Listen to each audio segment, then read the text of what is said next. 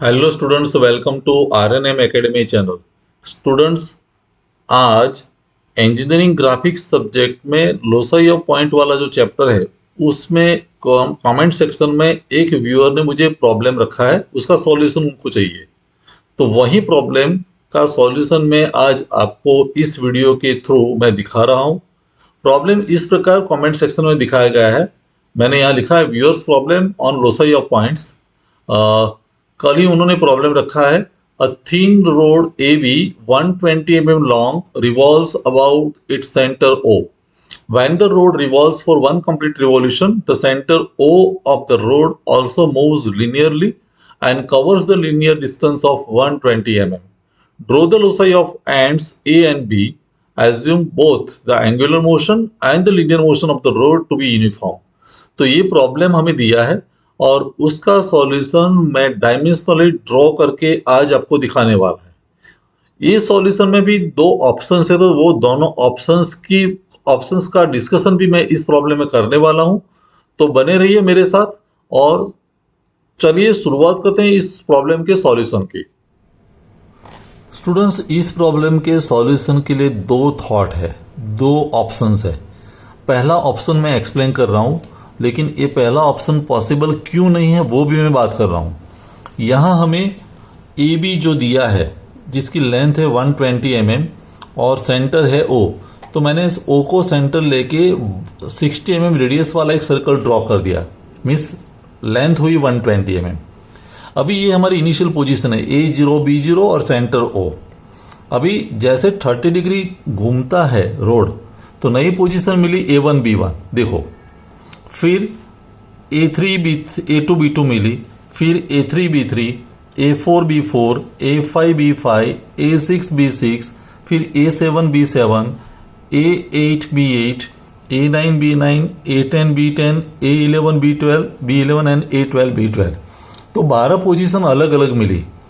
लेकिन उस वक्त O अगर मूव करता होता तो O की पोजीशन पहले तो यहाँ था सेंटर, फिर लिनियर हुआ तो O1 यहाँ मिला, फिर O2, फिर 10 mm सेंटर से खिसका तो O2, O3, O4, O5, O6, फिर अंदर आया O7, O8, O9, O10, O11 और O12। अगर इस प्रॉब्लम में O की पोजीशन मांगी होती तो हमारी O की पोजीशन ये होती, उसको ज्वाइन करके हम कर्व बना सकते थे।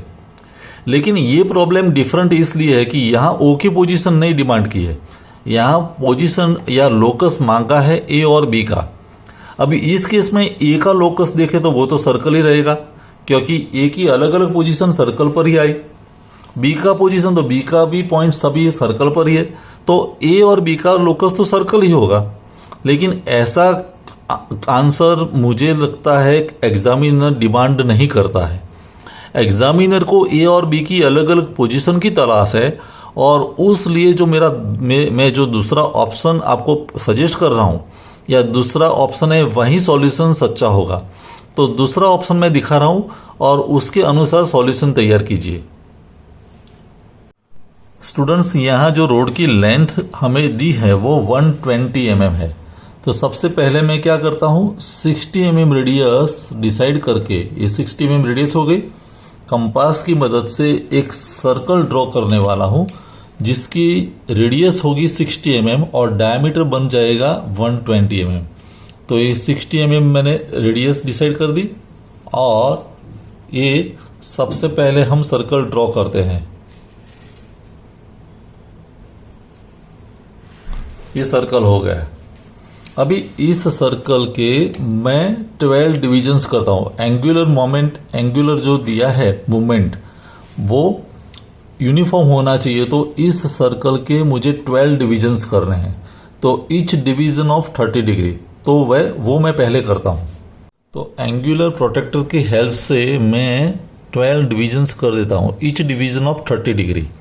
तो ये 30 डिग्री होगा, फिर ये 60 पर होगा, 90 तो है, 120, फिर 150, ये 180, और वैसे यहां भी पॉइंट्स मिलेंगे अपोजिट डायरेक्शन में 30 डिग्री, फिर ये मुझे मिलेगा 60 डिग्री, 120 एंड 150 और सभी पॉइंट्स को हम जोड़ देंगे। तो ये सर्कल के 12 डिविजन्स हो गए। अभी हम एक बात याद रखेंगे, ये जो रोड है उसका नाम है A B, means end points A और बी है, और सेंटर जो है वो है ओ, सेंटर ओ है, और ए बी की लेंथ है 120 mm और ओ सेंटर में है तो ये लेंथ 60 होगी।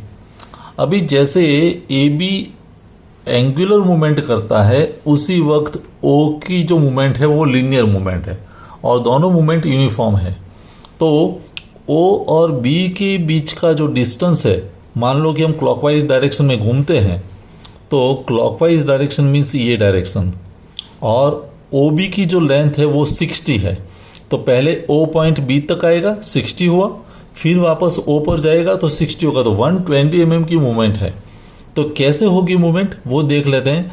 जैसे 30 डिग्री मूवमेंट हुई तो बी का नया पॉइंट मुझे यहां मिलेगा, उस वक्त ओ की मूवमेंट होगी एक पार्ट, मीन्स जो 60 है तो 60 से यहां 10 mm जितना मूवमेंट होगा।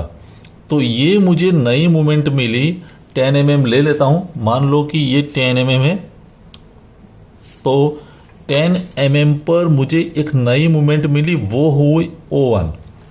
अभी सेंटर यहां पर आया तो सेंटर से 60 mm ये साइड और ये साइड, तो O1 से देखो मैं फिर एक रोड ड्रॉ कर रहा हूं जिसकी लेंथ है 120 mm। तो ये 120 mm वाला एक रोड बनेगा ये। तो O1 से ये पॉइंट मुझे नया मिला वो B1 और ए पॉइंट मिला वो A1। तो A1 B1 की लेंथ हो गई 120 mm, लेकिन पोजीशन O1 यहां आ गई, ये बात समझना जरूरी है। फिर 30 डिग्री और घूमेगा तो O1 भी खिसकेगा, कितना 10 mm।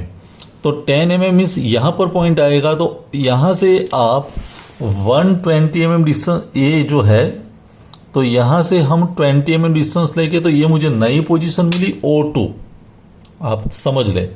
और O2 जैसे मिला तो O2 से सेंटर लेके मुझे 120 mm का रोड ड्रॉ करना है, तो 60 पर ये सेंटर आ गया, तो ये पोजीशन हो गई, और यहां मुझे एक्सटेंड करना है तो 120 mm मीन्स यहां तक।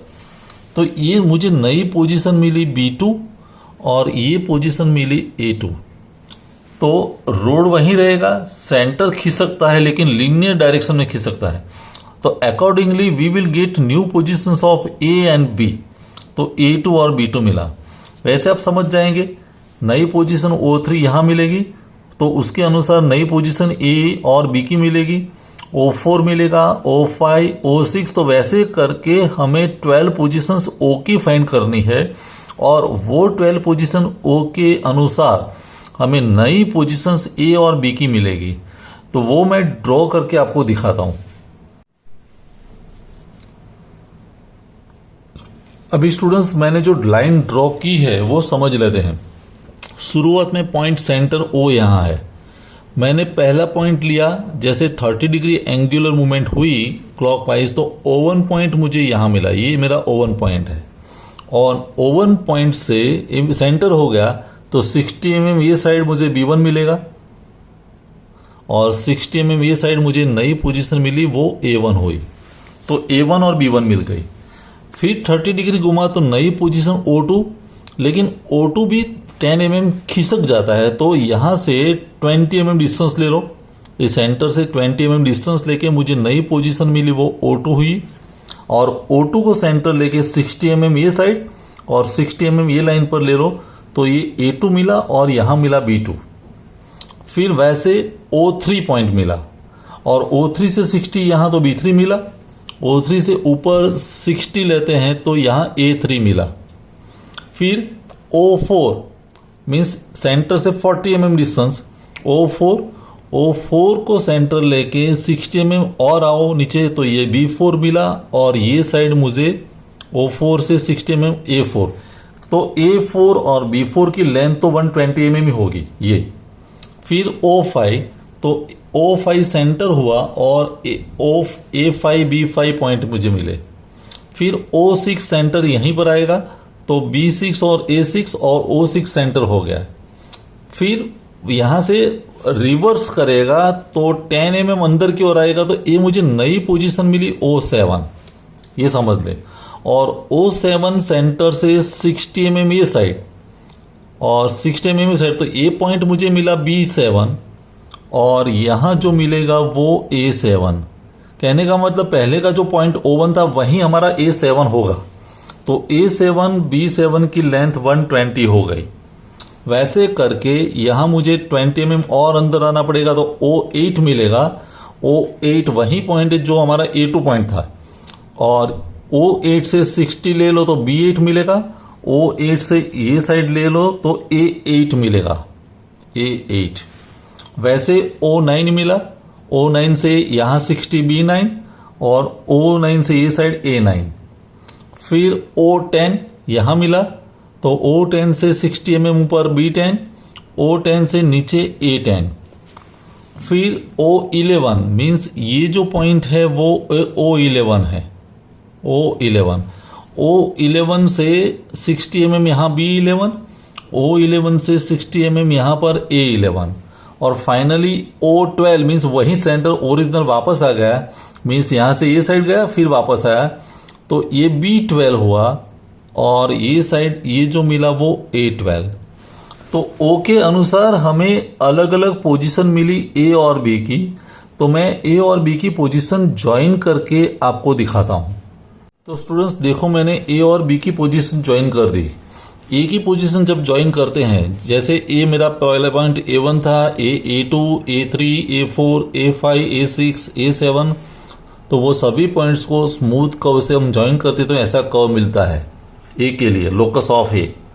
और B की बात करते तो B1 था, B2, B3, B4, B5, B6, B7, B8, B9, B10, B11 और B12, ये B12।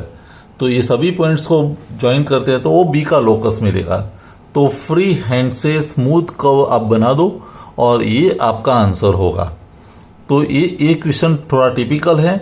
यहाँ O की मूवमेंट के अनुसार A और B की पोजीशन चेंज होती है, वैसा मान के मैंने ये कर्व ड्रॉ किया है। I hope the method is clear.